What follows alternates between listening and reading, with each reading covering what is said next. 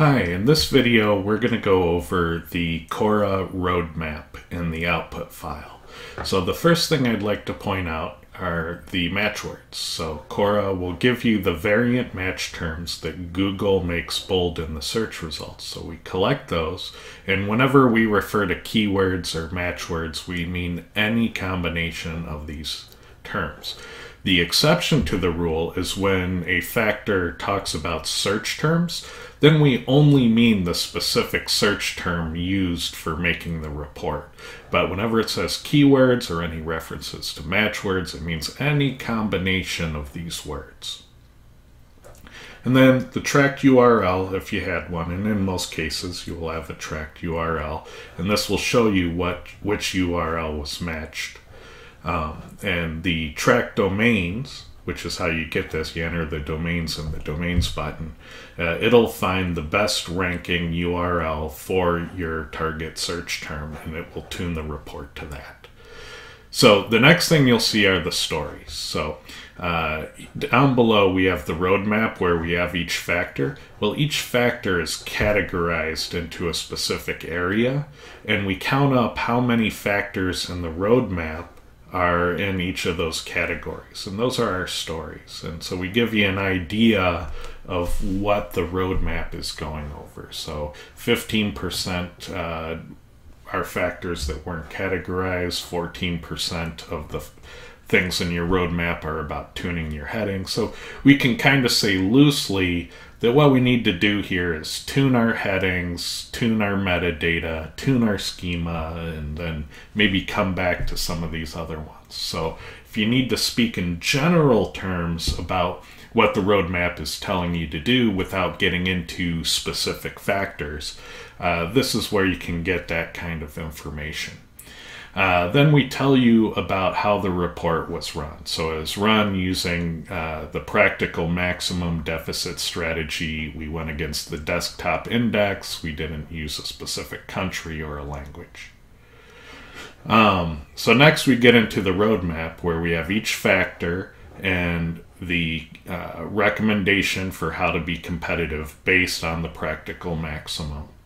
So the yellow factors are considered the easy ones to knock out. The reason they're considered easy is because they don't require web development, they don't require link building, they don't require server reconfiguration. So with these factors, you typically, not in all cases, but in most cases, you can log into your content management system and just modify the content and address them quickly. So we often recommend that you knock out, the easy ones from this list. So if you can take 5 or 10 of these yellow ones and just knock them out, it's very likely that you'll get a quick result, especially if your website's in good standing with Google and Googlebot is visiting frequently to find changes. We've had customers that have had turnarounds of like 48 hours. To see ranking improvements. So it can be that quickly, if things are in a decent state.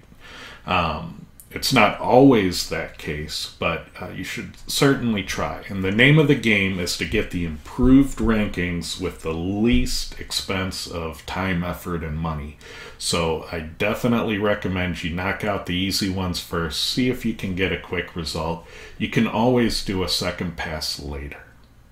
And again, whenever you see keywords in these factor names, we mean any combination of these variant terms. Now, whenever you see search terms, let's see if we can find one of those. They're not in every report, but here we go. Search terms in the body tag. Then we specifically mean the keyword you use to generate the report. And another thing to keep in mind is we have things like keywords and LI tags. CORA tells you how much you need of each factor. It does not tell you how best to do it. So LI tags are used for a lot of things. They're used in jQuery menu systems, they're used in product tokens, and they're used in actual HTML lists within articles and things of that nature.